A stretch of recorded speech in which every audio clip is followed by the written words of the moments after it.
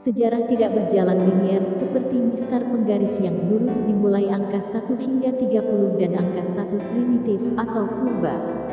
Kebohongan besar sepanjang sejarah manusia adalah teori evolusi, dan anak dari kebohongan selanjutnya adalah teori tentang manusia purba.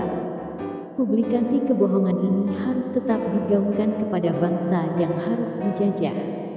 Begitu juga pencatatannya harus dikaburkan bahkan dihilangkan. Inilah konspirasi global yang mereka ciptakan. Para evolusionis telah merekayasa skema khayalan dengan sangat fantastis. Pada tahun 1912 seorang ahli paleontologi amatir bernama Charles Dawson mengklaim menemukan sebuah tulang rahang dan fragmen tengkorak di Piltdown, Inggris. Tulang itu mirip tulang rahang hewan namun gigi tengkoraknya seperti milik manusia. Spesimen ini dinamakan manusia Piltdown dan dipublikasikan berumur 500.000 tahun. Lalu pada tahun 1953, hasil pengujian secara menyeluruh terhadap fosil tersebut menunjukkan kepalsuannya. Tengkorak tersebut berasal dari manusia yang hidup beberapa ribu tahun yang lalu, sedangkan tulang rahangnya berasal dari bangkai kera yang baru terkubur beberapa tahun. Gigi-giginya ditambahkan kemudian agar terlihat mirip manusia, lalu persendiannya disumpal. Setelah itu seluruh fosil diwarnai dengan potasium dokromat agar tampak kuno. Mereka memasukkan Australopithecus, ras kera yang telah punah sebagai ras nenek moyang manusia, padahal ada jurang besar dan tak berhubungan antara kera dan manusia. Adapun ras manusia primitif menurut mereka, sebenarnya hanya variasi dari ras manusia modern, namun dibesar-besarkan sebagai spesies yang berbeda. Faktanya, tidak ada urutan kronologis seperti itu. Banyak makhluk yang hidup pada periode yang sama hingga kini bentuknya sama, yang berarti tidak ada evolusi. Tidak pernah ada makhluk bumi yang mengalami proses evolusi, berubah dari sesuatu makhluk menjadi makhluk lain. Jika benar ada, pasti banyak ditemukan sisa fosil dalam bentuk transisinya. Manusia purba tidak pernah ada, sebab teori evolusi juga tidak pernah terbukti. Evolusi adalah bohong. Jadi akan sia-sia saja jika Museum Purbakala yang menyimpan fosil leluhur kita dipakai untuk melanggengkan teori evolusi.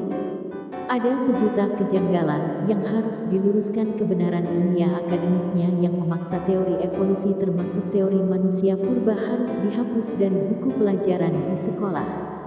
Dan pencatatan sejarah kita menghitung awal tahun Saka harus direvisi. Tidak ada catatan leluhur kita sebelum tahun 78 Masehi. Ini karena kita telah sepakat menghitung awal tahun Saka di tahun tersebut, hingga hilang atau dihilangkan sejarah kita sebelum tahun 78 Masehi. Van Koenigswald, dia pertama kali menemukan fosil ini di daerah Sangiran pada tahun 1936. Menurut Van, manusia purba di Indonesia tidak seperti jenis-jenis manusia purba lain di dunia.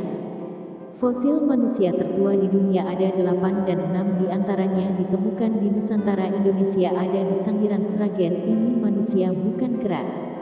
Membuktikan bahwa peradaban manusia awal di muka bumi ada di tanah ini, Nusantara Indonesia. Bukti fisik ditemukan fosil dengan perkiraan hidup pada masa 150.000 SM berdasar uji karbon di Sangiran, Jawa. Museum Purbakala Sangiran adalah museum arkeologi yang terletak di Kalijambe, Kabupaten Sragen, Jawa Tengah. Di sini jejak tinggalan fosil manusia berumur 2 juta tahun hingga 200.000 tahun masih dapat ditemukan relatif utuh dan lebih baik dari yang lain.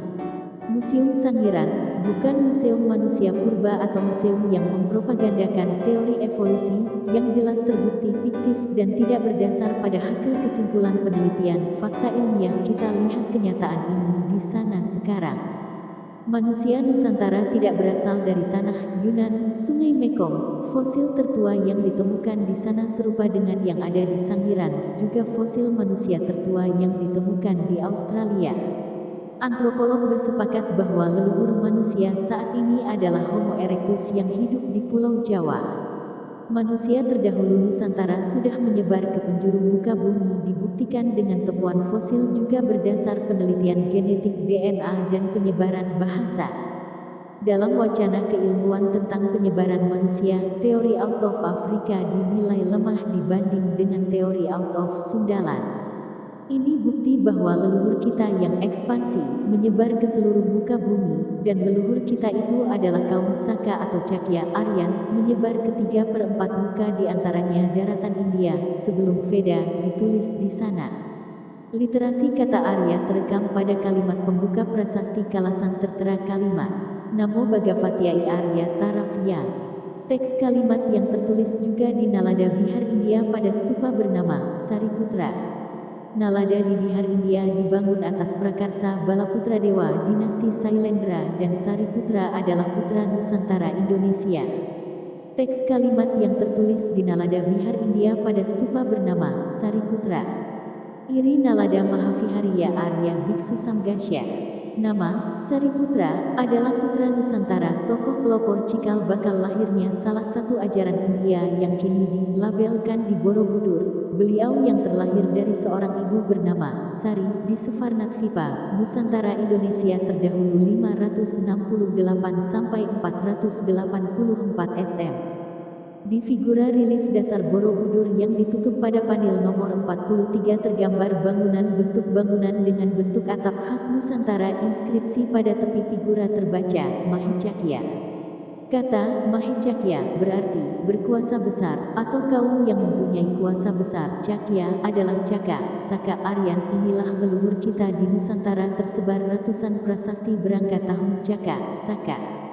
Kaum Saka inilah yang menaklukkan Raja Salivahana India di tahun 78 Masehi. Artinya kaum Saka sudah ada jauh sebelum tahun itu. Mahicakya, Cakya, Sitya, Saka Aryan adalah leluhur bangsa Nusantara Indonesia maju terdahulu. Sumbangan terbesar kaum Arya bagi peradaban adalah pengenalan konsep Dharma. Inilah konsep ajaran leluhur Nusantara yang tergambar di Borobudur, berawal di Suvarnadvipa hingga kini tersimpan sempurna di Bali. Ajarannya dharmik original dibawa keluar Nusantara, pembawanya adalah para Brahmana. Sebelum Veda ditulis di India, ini yang dimaksud Brahmanisme, terekam di relief dasar Borobudur dengan teks literasi kata Kusala Dharma Baijana. Dharma disajikan sebagai konsep sentral yang digunakan untuk menjelaskan kebenaran yang lebih tinggi atau realitas tertinggi dari alam semesta. Dharmik inilah filosofi dasar yang ada pada 3 ajaran di India, bersumber dari Nusantara Indonesia terdahulu. Namo Aryatara, kitalah Arya. Indonesia Arya.